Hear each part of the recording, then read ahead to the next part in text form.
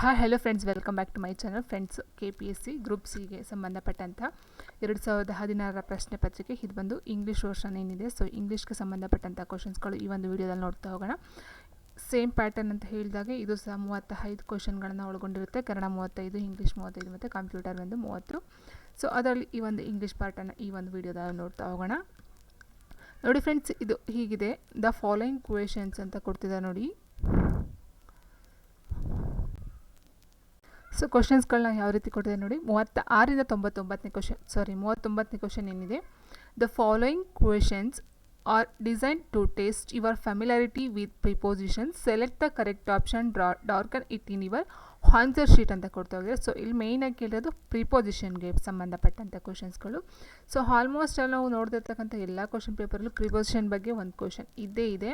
So ಮೊದಲು ನೀವು ಏನು ಮಾಡಿ ಅಂತ ಹೇಳಿದರೆ, ಪ್ರಿಪೋಸಿಷನ್ ಯಾವ್ದು ಬರುತ್ತೆ, ಇಟ್ ಮೀನ್ಸ್ ಪ್ರಿಪೋಸಿಷನ್ ಅಂತ ಹೇಳಿದಾಗ ಇಲ್ಲಿ ಯಾವ್ದು ಬರುತ್ತೆ ಅಂತ ಹೇಳಿದರೆ, ಹಟ್ ಆಗಿರ್ಬೋದು, ಇನ್ ಆಗಿರ್ಬೋದು, on, to, from, for, with, over, through, under ಈ ಥರ ಬರುತ್ತೆ. ಅದ್ರ ಜೊತೆಗೆ between, among, besides and against, after, about, above, in, out, since, for. So ಈ ಥರ ಎಷ್ಟು ಸುಮಾರಿದೆ ಪ್ರಿಪೋಸಿಷನ್. ಸೊ ಅದರ ಒಂದು ಲಿಸ್ಟ್ಗಳನ್ನ ಸೈಡಲ್ಲಿ ತೊಗೊಂಡು ಅದರ ಒಂದು ಕನ್ನಡ ಮೀನಿಂಗ್ನ ಫಸ್ಟ್ ನೀವು ರೆಫರ್ ಮಾಡಬೇಕಾಗುತ್ತೆ. ಯಾಕಂತಂದರೆ ನಾವು ನೋಡಿದ ಎಲ್ಲ ಕ್ವಶನ್ ಪೇಪರಲ್ಲೂ ಪ್ರಿಪೋಸಿಷನ್ ಬಗ್ಗೆ ಕ್ವೆಶನ್ಸ್ ಇದ್ದೇ ಇದೆ. ಸೊ ಹಾಗಾಗಿ ನಿಮಗೆ ಅದರ ಒಂದು ಕರೆಕ್ಟಾದ ಒಂದು ನಾಲೆಡ್ಜು ನಿಮ್ಮ ಒಂದು ಏನಿದೆ, ಇಟ್ ಮೀನ್ಸ್ ನಿಮಗೆ ಇಂಗ್ಲೀಷ್ ಗೊತ್ತಿದ್ರೆ ಇಂಗ್ಲೀಷಲ್ಲೇ ನೀವು ಅರ್ಥ ಮಾಡ್ಕೋಬೋದು, ಅಥವಾ ಕನ್ನಡ ಅಂತ ಅಂದರೆ ಕನ್ನಡದಲ್ಲೇ ಸಹ ನೀವು ಅರ್ಥ ಮಾಡ್ಕೊಳ್ತಾ ಹೋಗ್ಬೋದು. ಸೊ ಹಾಗಾಗಿ ನೀವು ಕನ್ನಡ ಅಂತ ಹೇಳಿದಾಗ ಅಷ್ಟು ವರ್ಡ್ಗಳೇನಿದೆ, ಸೊ ಅದನ್ನು ನೋಟ್ ಮಾಡಿಕೊಂಡು ಅದರ ಒಂದು ಕನ್ನಡ ಅರ್ಥವನ್ನು ತಿಳ್ಕೊಂಡು, ಸೊ ಅದರ ಯಾವ್ಯಾವ ಒಂದು ಸಂದರ್ಭದಲ್ಲಿ ಯೂಸ್ ಮಾಡ್ತಾ ಹೋಗ್ತಾರೆ ಅಂತಕ್ಕಂಥದ್ದನ್ನ ನೀವು ತಿಳ್ಕೊಂಡ್ರೆ 1 or 2 ಮಾರ್ಕ್ಸ್. ಸೊ ಇಲ್ಲಿ ಕೇಳಿರ್ತಾರೆ 1 or 2 ಮಾರ್ಕ್ಸ್ ಅಲ್ಲ, ಇಲ್ಲಿ ಜಾಸ್ತಿ ಮಾರ್ಕ್ಸೇ ಬಂದಿದೆ. ಸೊ ಬೆಟರ್ ಅಂತ ನನ್ನ ಒಂದು ಒಪಿನಿಯನು. ಸೊ ಹಾಗಾಗಿ ನೀವು ಪ್ರಿಪೋಸಿಷನ್ ಕಂಪಲ್ಸರಿ ನೀವು ಕಲ್ತ್ಕೊಳ್ಳೋದು ಬೆಟರ್. ಓಕೆ. ಸೊ ನೋಡಿ, ಇಲ್ಲಿ ಕ್ವಶನ್ ಹೀಗಿದೆ. 36ನೇ ಕ್ವಶನ್ ತೊಗೊಳ್ತಾ ಹೋದಾಗ, despite the agony caused dash pain, it is essential for our survival ಅಂತ ಕೊಡ್ತಾ ಹೋಗಿದ್ದಾರೆ. Despite the agony caused dash pain, it is essential for our survival ಅಂತ ಕೊಟ್ಟಿದ್ದಾರೆ. So in, within, by, during ಅಂತ ಕೊಡ್ತಾ ಹೋಗಿದ್ದಾರೆ ಆಪ್ಷನ್ಸ್ಗಳನ್ನ. ನೋಡಿ ಫ್ರೆಂಡ್ಸ್, ಇಲ್ಲಿ ಫಸ್ಟ್ ಕ್ವಶನ್ ನಾವು ಅರ್ಥ ಮಾಡ್ಕೊಳ್ಬೇಕು. Despite the ಅಗೋನಿ caused dash pain ಅಂತ ಕೊಟ್ಟಿದ್ದಾರೆ. ಸೊ ಇಟ್ ಮೀನ್ಸ್ ಅಗೋನಿ ಅಂತ ಅಂದರೆ ದುಃಖ ಅಂತಕ್ಕಂಥ ಅರ್ಥ ಬರ್ತಾ ಹೋಗುತ್ತೆ. ದುಃಖ ಅಂತ ಏನು ಹೇಳ್ತೀವಿ. ಸೊ ದುಃಖ, ಸಾರಿ, ಇದು ಮೌಸಿಂದ ನಾವು ಮಾಡ್ತಕ್ಕಂಥದ್ದು. ಸೊ ಹಾಗಾಗಿ ಸ್ವಲ್ಪ ಇದಾಗ್ತಾ ಹೋಗುತ್ತೆ. ಹಾಗಾಗಿ ನಾನು ಬಾಯಲ್ಲೇ ಹೇಳ್ಬಿಡ್ತೀನಿ. ಡಿಸ್ಪೈಟ್ ಹಾಗೆ ಮೀನ್ಸ್ ದುಃಖ ಅಂತ ಹೇಳ್ತೀವಿ. ಕಾಸ್ಡ್ ಅಂದರೆ ತೊಂದರೆ, ಪೇಯ್ನ್ ಅಂದರೆ ನೋವು ಅಲ್ವಾ. ಸೊ ಅಂದರೆ ಫಸ್ಟ್ ಕ್ವಶನ್ ಒಂದು ಸ್ವಲ್ಪ ಓದ್ಕೊಂಡು ಅರ್ಥ ಮಾಡ್ಕೊಂಡು ಆಮೇಲೆ ಆನ್ಸರ್ ಮಾಡಿ. It is essential for our survival ಅಂದರೆ ಪೇಯ್ನ್ ಏನಿದೆ ನಮ್ಗೆ ಬರುತ್ತೆ. ಸೊ ಪೇಯ್ನಿಂದ ನಮಗೆ ದುಃಖ ಅಂತೂ ಖಂಡಿತ ಹಾಗೆ ಆಗುತ್ತೆ. ಪೇಯ್ನಿಂದ ಹೊರತಾಗಿ ನಾವು ಬದುಕೋದಕ್ಕೆ ಸಾಧ್ಯ ಇಲ್ಲ ಅಲ್ವಾ. ಜೀವನದಲ್ಲಿ ಏನೇ ಬಂದ್ರೂ ಸಹ ನಾವು ಏನು ಮಾಡಬೇಕು, ಅದನ್ನು it is essential for our survival. So ಪೇಯ್ನಿಂದ ನಮ್ಗೆ ಏನೇ ದುಃಖ ಆದರೂ, ಏನೇ ನೋವಾದರೂ ನಾವು ಅದರಿಂದ ಹೊರಗಡೆ ಉಳಿದು ಬದುಕೋದಕ್ಕೆ ಸಾಧ್ಯನೇ ಇಲ್ಲ. ಸೊ ನಾವು ಬದುಕಬೇಕಂತಂದರೆ ಪೇಯ್ನ್ ಜೊತೆ ಅಥವಾ ಪೇಯ್ನಿಂದ ಏನು ಬರುತ್ತೆ ದುಃಖ, ಸೊ ಅದನ್ನು ನಾವು ಜೀವನದಲ್ಲಿ ಅಳವಡಿಸ್ಕೊಂಡು ಅಥವಾ ಅದನ್ನು ಇದು ಮಾಡಿಕೊಂಡು ಅದರ ಜೊತೆ ಸಾಗಲೇಬೇಕಾಗುತ್ತೆ. ಸೊ ಅದನ್ನು ತಪ್ಪಿಸ್ಕೊಳ್ತೀವಿ ಅಥವಾ ಅದರಿಂದ ನಾವು ಏನು ಹೇಳ್ತಾರೆ ಅಂತ ಹೇಳಿದರೆ, ಫಾರ್ ಎಕ್ಸಾಂಪಲು, ಸೊ ಯಾವುದೋ ಒಂದು ದುಃಖ ಬರುತ್ತೆ ನಮಗೆ. ಸೊ ಆ ಟೈಮ್ಗೆ ನಾವು ಅದನ್ನು ತಪ್ಪಿಸ್ಕೊಳ್ಬೋದು, ಬಟ್ ಇನ್ನೊಂದು ದುಃಖ ಅಂತೂ ಖಂಡಿತ ಬಂದೇ ಬರುತ್ತೆ ಅಲ್ವಾ. ಸೊ ಹಾಗಾಗಿ ಜೀವನದಲ್ಲಿ ಏನೇ ತೊಂದರೆಗಳಾಗಿರ್ಬೋದು, ಏನೇ ದುಃಖಗಳಾಗಿರ್ಬೋದು, ಏನೇ ಪೇಯ್ನ್ ಆದರೂ ಸಹ ನಾವೇನು ಮಾಡಬೇಕಾಗುತ್ತೆ, ಸೊ ಪೇಯ್ನಿಂದ ಬರ್ತಕ್ಕಂಥ ದುಃಖನ ನಾವೇನು ಮಾಡಬೇಕಾಗುತ್ತೆ, ಜೊತೇಲಿ ಸಹ ಬದುಕೋದಕ್ಕೋಸ್ಕರ ಜೊತೇಲಿ ನಾವು ಅದನ್ನು ಅಳವಡಿಸ್ಕೊಳ್ಳೇಬೇಕಾಗುತ್ತೆ. ಸೊ ನಾವು ಅದನ್ನು ಕ್ವಿಟ್ ಮಾಡೋದಕ್ಕಂತೂ ಖಂಡಿತ ಸಾಧ್ಯ ಇಲ್ಲ. ಯಾಕಂತಂದರೆ, ಸೊ ನಾವು ಡಾಕ್ಟರ್ ಹತ್ರ ಹೋದಾಗ ಏನಾಗುತ್ತೆ, ಪೇಯ್ನಿಂದ ನಾವು ಬಳಲ್ತೀವಿ, ದುಃಖನ ಅನುಭವಿಸ್ತೀವಿ ಅಲ್ವಾ ಜೀವನದಲ್ಲಿ. ಸೊ ಅದನ್ನು ಹೇಳ್ತಾ ಹೋಗ್ತಾರೆ ಇಲ್ಲಿ. Despite the agony caused by pain, it is essential for our survival ಅಂತ. ಸೊ ಆನ್ಸರು ಬೈ ಅಂತಕ್ಕಂಥದ್ದು. ಅಂದರೆ ಏನು ಹೇಳ್ತೀವಿ, ಸೊ ಪೇಯ್ನ್ ಮೀನ್ಸ್ ನೋವಿನ ಜೊತೆ, ನೋವಿಂದ ನಾವೇನು ಮಾಡ್ತೀವಿ, ದುಃಖವನ್ನು ತೊಗೊಳ್ಳೇಬೇಕಾಗುತ್ತೆ. ಅದನ್ನು ನಾವು ಹೊರತಾಗಿ ಬದುಕೋದಕ್ಕೆ ಸಾಧ್ಯ ಇಲ್ಲ ಜೀವನದಲ್ಲಿ. ಸೊ ಅದರ ಜೊತೆಗೆ ನಾವು ಬದುಕಲೇಬೇಕಾಗುತ್ತೆ ನಮ್ಮ ಒಂದು ಜೀವನದಲ್ಲಿ ಅಂತ ಅರ್ಥ ಬರುತ್ತೆ. ಸೊ ಇನ್ನಂತ ಕೊಟ್ಟಾಗ ಇಲ್ಲಿ ಪೇಯ್ನಲ್ಲಿ ಅಂತ ಹೇಳ್ತಾ ಹೋಗುತ್ತೆ. ವಿತಿನ್ ಅಂತ ಕೊಡ್ತಾ ಹೋದಾಗ ಇಲ್ಲಿ ಸೊ ಇದ್ಯಾವುದು ಬರೋದಿಲ್ಲ. ಆ್ಯಂಡ್ ಇಲ್ಲಿ ಬರ್ತಕ್ಕಂಥದ್ದು ಬೈ, ಇಟ್ ಮೀನ್ಸ್ ಪೇಯ್ನಿಂದ ದುಃಖನ ನಾವು ಅನುಭವಿಸ್ಲೇಬೇಕು, ಅದರ ಹೊರತಾಗಿ ಇರೋದಕ್ಕೆ ಜೀವನದಲ್ಲಿ ಸಾಧ್ಯ ಆಗೋದಿಲ್ಲ. ಅಥವಾ ಜೀವನದಲ್ಲಿ ಪೇಯ್ನಿಂದ ಬರ್ತಕ್ಕಂಥ ನೋವು ನಾವು ಸರ್ವೈವಲ್ ಮಾಡಲೇಬೇಕಾಗುತ್ತೆ ಅಂತ ಹೇಳ್ತಾ ಹೋಗುತ್ತೆ. ಆ್ಯಂಡ್ ನೆಕ್ಸ್ಟ್ ಇನ್ನೊಂದು ಕ್ವಶನ್ ನೋಡ್ತಾ ಹೋದಾಗ, ಸೊ ನೋಡಿ ಇಲ್ಲಿ the lamp fell and broken dash pieces ಅಂತ ಕೊಟ್ಟಿದ್ದಾರೆ. ದ ಲ್ಯಾಂಪ್ ಮೀನ್ಸ್ ಗೊತ್ತಿದೆ, ಲ್ಯಾಂಪು, ಫೆಲ್ ಅಂದರೆ ಬೀಳೋದು, ಆ್ಯಂಡ್ ಬ್ರೋಕನ್ ಅಂದರೆ ಹೊಡೆಯೋದು ಅಂತಲೂ ಗೊತ್ತಿದೆ, ಡ್ಯಾಶ್ ಪೀಸಸ್ ಅಂತ ಕೊಡ್ತಾ ಹೋಗ್ತಾರೆ. ಸೊ ನೋಡಿ ಇಲ್ಲಿ ಕ್ವಶನ್ನ ಓದ್ತಾ ಇದ್ರಲ್ಲಿ ನಮಗೆ ಅರ್ಥ ಆಗಿಬಿಡುತ್ತೆ, ಒಂದು ಸೆಂಟೆನ್ಸ್ ಬಂದುಬಿಡುತ್ತೆ. The lamp fell and broken into pieces, the lamp fell and broken to pieces, the lamp fell and broken with pieces, the lamp fell and broken at pieces ಅಂತ ಕೊಡ್ತಾ ಹೋಗ್ತಾರೆ. ಸೊ ಇಂಟು ಅಂತ ಮಾರ್ಪಡ್ತಕ್ಕಂಥದ್ದು, it means ಅದು pieces ಆಗಿ ಮಾರ್ಪಡ್ತದಲ್ಲ, so ಅದನ್ನು ನಾವು ಇಂಟು ಅಂತ ಹೇಳ್ತಾ ಹೋಗ್ತೀವಿ. ಸೊ ಇಲ್ಲಿ lamp fell and broken, fell ಕೆಳಗಡೆ ಬೀಳುತ್ತೆ ಮತ್ತು ಅದು ಬ್ರೋಕನ್ ಹೊಡೆದು ಚೂರಾಗುತ್ತೆ. ಸೊ ಇಂಟು ಪೀಸಸ್, ಪೀಸಸ್ಗಳಾಗಿ ಅದು ಸಪ್ರೇಟ್ ಆಗುತ್ತಲ್ವ. ಸೊ ಹಾಗಾಗಿ ಆನ್ಸರ್ ಬಂದು ಆಪ್ಷನ್ 1 ಇಂಟು ಅಂತಕ್ಕಂಥದ್ದು. ಸೊ ನೋಡಿ ಇಲ್ಲಿ the lamp fell and broken to pieces ಅಂದರೆ ಲ್ಯಾಂಪು ಕೆಳಗಡೆ ಬಿದ್ದು ಬ್ರೋಕನ್ ಮುರಿದೋಗಿ ಪೀಸಸ್ಗೆ ಅಂತ ಅರ್ಥ ಬರುತ್ತೆ, ಪೀಸಸ್ಗಳಿಗೆ ಅಂತ ಅರ್ಥ ಬರುತ್ತೆ, ಅಥವಾ ಪೀಸಸ್ಗಳ ಜೊತೆ ಅಂತ ಬಿದ್ದು ಹೊಡಿತು ಅಂತ ಹೇಳ್ತಾರೆ. ಸೊ ಹಾಗಾಗಿ ಇಲ್ಲಿ ಬರ್ತಕ್ಕಂಥದ್ದು the lamp fell and broken, lamp ಬಿದ್ದು ಹೊಡೆದು ಅದು ಪೀಸಸ್ಗಳಾಗಿ ಮಾರ್ಪಡುತ್ತೆ. ಸೊ ಇಂಟು ಮೀನ್ಸ್ ಪೀಸಸ್ಗಳಾಗಿ ಮಾರ್ಪಡುತ್ತೆ ಅಂತಕ್ಕಂಥದ್ದು ಅರ್ಥ ಬರ್ತಾ ಹೋಗುತ್ತೆ. ಸೊ ಹಾಗಾಗಿ ಆನ್ಸರ್ ಬಂದು ಆಪ್ಷನ್ 1. ಆ್ಯಂಡ್ ನೆಕ್ಸ್ಟ್ ಕ್ವೆಶನ್ ಹೀಗಿದೆ,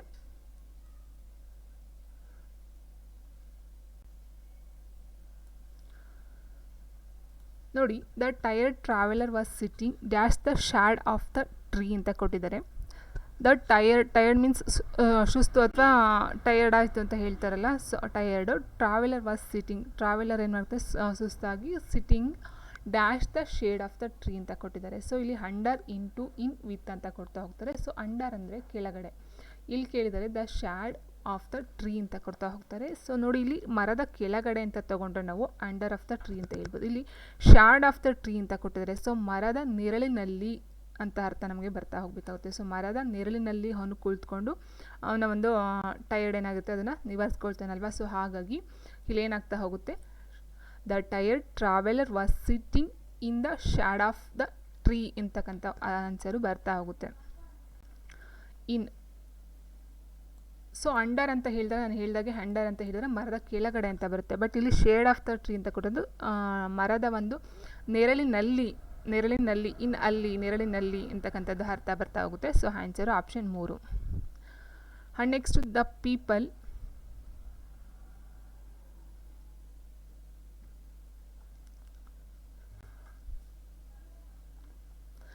ಪೀಪಲ್ ಬೆಗ್ಯಾನ್ ಡ್ಯಾಶ್ ಸ್ಟರ್ವ್ ಅಂತ ಕೊಡ್ತಾ ಹೋಗಿದ್ದಾರೆ. ದ ಪೀಪಲ್ ಬಿಗ್ಯಾನ್ ಸ್ಟರ್ವ್ ಅಂತ ಕೊಡ್ತಾ ಹೋಗ್ತಾರೆ. ಸೊ ನೋಡಿ ಇಲ್ಲಿ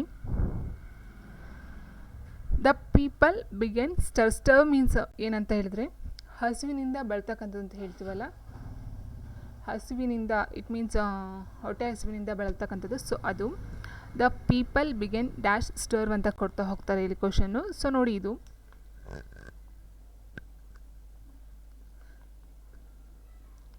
the people began dash star. People ಏನು ಮಾಡ್ತಾರೆ, ಹಸಿವಿಂದ ಬಳಲುವುದಕ್ಕೆ ಶುರು ಮಾಡ್ತಾರೆ. ಬಿಗ್ಯಾನ್ ಅಂದರೆ ಶುರು ಮಾಡೋದು, ಪ್ರಾರಂಭ ಮಾಡೋದು. The people began to starve means ಜನಗಳೇನು ಮಾಡ್ತಾರೆ, ಹಸಿವಿಂದ ಬಳಲುವುದಕ್ಕೆ ಶುರು ಮಾಡಿದರು, ಪ್ರಾರಂಭಿಸಿದರು ಅಂತಕ್ಕಂಥದ್ದು. ಸೊ ಹಾಗಾಗಿ 2 ಅಂತಕ್ಕಂಥದ್ದು. ಸೊ ಇಲ್ಲಿ ಬೈ ಅಂತ ಬಂದರೆ ದ ಪೀಪಲ್ ಬಿಗ್ಯಾನ್ ಬೈ ಸ್ಟರ್ವ್ ಅಂದರೆ ಹಸುವಿನಿಂದ ಬಳಲುವುದರಿಂದ ಶುರು ಮಾಡಿದರು ಅಂತ ಬರುತ್ತೆ. ದ ಪೀಪಲ್ ಬಿಗ್ಯಾನ್ ಇನ್ ಸ್ಟರ್ವ್ ಅಂತ ಕೇಳ್ತಾ ಹೋದಾಗ ಪೀಪಲ್ ಏನು ಮಾಡ್ತಾರೆ, ಇನ್ ಮೀನ್ಸ್ ನಲ್ಲಿ ಅಂತ ಅರ್ಥ ಬರುತ್ತೆ ಅಥವಾ ಸೊ ಹಾಗಾಗಿ ಅದು ಬರೋದಿಲ್ಲ. ಆ್ಯಂಡ್ 2 ಅಂತ ಏನು ಕೊಟ್ಟಿದೆ, ಪೀಪಲ್ ಬಿಗ್ಯಾನ್ ಟು ಸ್ಟರ್ವ್ ಅಂದರೆ ಬಳಲುವುದಕ್ಕೆ ಶುರು ಮಾಡಿದ್ರು ಅಂತ ಆಗುತ್ತೆ. ಹಾನ್ ಅಂದರೆ ಮೇಲೆ ಅಂತ ಅರ್ಥ ಬರುತ್ತೆ. ಸೊ ಅದು ಸಹ ಇಲ್ಲಿ ಬರ್ತಾ ಹೋಗಲ್ಲ. ಸೊ ಹಾಗಾಗಿ ಆನ್ಸರ್ ಆಪ್ಷನ್ 3. ಸೊ ನೋಡಿ ಪ್ರಿಪೋಸಿಷನ್ ಮೇಲೇ ಎಷ್ಟು ಕ್ವಶನ್ 1, 2, 3, 4 ಕ್ವಶನ್ ಕೊಡ್ತಾ ಹೋಗಿದ್ದಾರೆ. ಸೊ ಹಾಗಾಗಿ ನೀವು ನೋಡ್ಕೊಳ್ತಾ ಹೋಗಿ.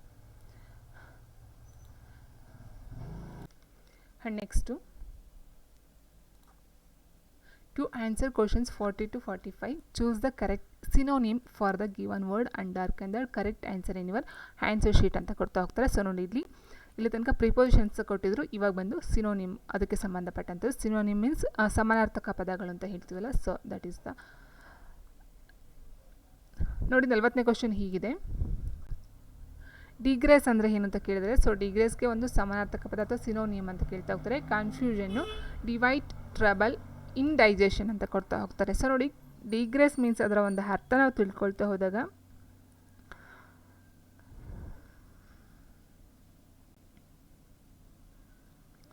ಇಟ್ ಮೀನ್ಸ್ ದಾರಿ ತಪ್ಪು ಅಂತ ಹೇಳ್ತಾರಲ್ಲ, ಸೊ ಆ ಒಂದು ಅರ್ಥ ಬರ್ತಾ ಹೋಗುತ್ತೆ. ಡಿಗ್ರೇಸ್ ಅಂದರೆ ದಾರಿ ತಪ್ಪೋದು ಅಂತ ಅರ್ಥ ಬರ್ತಾ ಹೋಗುತ್ತೆ. ಸೊ ಇದಕ್ಕೆ ನಾವು ದಾರಿ ತಪ್ಪು ಅಂತ ಹೇಳ್ತಾ ಹೋದಾಗ, ಕನ್ಫ್ಯೂಷನ್ ಅಂತ ಹೇಳಿದ್ರೆ ಅದು ಕನ್ಫ್ಯೂಷನ್ ಆಗೋದು, ದಾರಿ ತಪ್ಪು ಅರ್ಥ ಬರೋದಿಲ್ಲ. ಆ್ಯಂಡ್ ಟ್ರಬಲ್ ಅಂದರೆ ತೊಂದರೆ ಅಂತ ಬರುತ್ತೆ. ಇಂಡೈಜೆಷನ್ ಅಂದರೆ ಡೈಜೆಷನ್ ಆಗದೆ ಇರ್ತಕ್ಕಂಥ, ಜೀರ್ಣ ಆಗದೆ ಇರ್ತಕ್ಕಂಥದ್ದು ಅಂತ ಅರ್ಥ ಬರುತ್ತೆ. ಆ್ಯಂಡ್ ಡಿವೈಟ್ ಅಂತ ಏನಿದೆ, ಸೊ ಇದು ಸಹ ಸೇಮ್ ಮೀನಿಂಗ್ ಕೊಡುತ್ತೆ. ಡಿಗ್ರೇಸ್ ಮತ್ತು ಡಿವೈಟ್ ಅಂತಕ್ಕಂಥದ್ದು ಎರಡು ಸೇಮ್ ಅರ್ಥ ಕೊಡ್ತಕ್ಕಂಥ ಒಂದು ಪದಗಳು. ಸೊ ಹಾಗಾಗಿ ಆನ್ಸರ್ ಬಂದು ಆಪ್ಷನ್ 2 ಡಿವೈಟ್ ಅಂತಕ್ಕಂಥದ್ದು ಆಗ್ತಾ ಹೋಗುತ್ತೆ. ಆ್ಯಂಡ್ ನೆಕ್ಸ್ಟ್ ಕ್ವೆಶನು, ಸೊ ಗ್ಲೀ ಅಂತ ಕೊಟ್ಟಿದ್ದಾರೆ. ಸೊ ಗ್ಲೀ ಪದದ ಅರ್ಥ ಫಸ್ಟ್ ನಾವು ತಿಳ್ಕೊಳ್ತಾ ಹೋದಾಗ, ಗ್ಲೀ ಮೀನ್ಸ್ ಅತಿಯಾದ ಒಂದು ಸಂತೋಷ ಅಂತ ಹೇಳ್ತೀವಲ್ಲ, ಸೊ ಅತಿಯಾದ ಸಂತೋಷ ಅದರ ಒಂದು ಅರ್ಥ ನೋಡ್ತಾ ಹೋದಾಗ ಡಿಲೈಟ್, ಶೌಟ್, ಸ್ಯಾಡ್, ವೀಪ್ ಅಂತ ಕೊಟ್ಟಿದ್ದಾರೆ. ಸೊ ನೋಡಿ, ಇಲ್ಲಿ ಶೌಟ್ ಅಂದರೆ ಕಿರ್ಚಾಡೋದು. ಸೊ ಅತಿಯಾದ ಸಂತೋಷಕ್ಕೆ ಕಿರ್ಚಾಡೋದು ಅಂತಕ್ಕಂಥದ್ದು ಏನು ಬರೋದಿಲ್ಲ. ಆ್ಯಂಡ್ ಸ್ಯಾಡ್ ಅಂದರೆ ದುಃಖ ಬರೋದಿಲ್ಲ. ವೀಪ್ ಅಂದರೆ ಅಳೋದು ಅಂತ ಅರ್ಥ ಬರುತ್ತೆ. ಸೊ ಇದು ಬರೋಲ್ಲ. ಹಾಗಾಗಿ ಆನ್ಸರ್ ಡಿಲೈಟ್ ಅಂತಕ್ಕಂಥದ್ದು ಅತಿಯಾದ ಖುಷಿ ಅಥವಾ ಸಂತೋಷ ಆಗ್ತಕ್ಕಂಥದ್ದು ಅಂತ ಅರ್ಥ ಬರ್ತಾ ಹೋಗುತ್ತೆ. ಆನ್ಸರ್ 1 ಸರಿಯಾದಂಥ ಒಂದು ಉತ್ತರ. ಆ್ಯಂಡ್ ನೆಕ್ಸ್ಟು ಟ್ಯಾಸಿಟರ್ನ್ ಅಂತ ಕೊಡ್ತಾ ಹೋಗ್ತಾರೆ. ಸೊ ಇದು ಬಂದು ಇದರ ಅರ್ಥನ ಫಸ್ಟ್ ನಾವು ನೋಡ್ತಾ ಹೋದಾಗ, ಗಾಂಭೀರ್ಯ ಅಂತ ಹೇಳ್ತಾರೆ. ಇಟ್ ಮೀನ್ಸ್ ಕಡಿಮೆ ಮಾತಾಡೋದು, ಅಥವಾ ಏನಂತ ಹೇಳ್ತಾರೆ, ಗಾಂಭೀರ್ಯ. ಸೊ ಆ ಒಂದು ಅರ್ಥ ಬರ್ತಾ ಹೋಗುತ್ತೆ. ಅಂದರೆ ಗಂಭೀರತೆಯಿಂದ ಇರ್ತಕ್ಕಂಥದ್ದು, ಸೀರಿಯಸ್ ಇರ್ತಾರೆ ಅಂತ ಹೇಳ್ತಾರಲ್ಲ.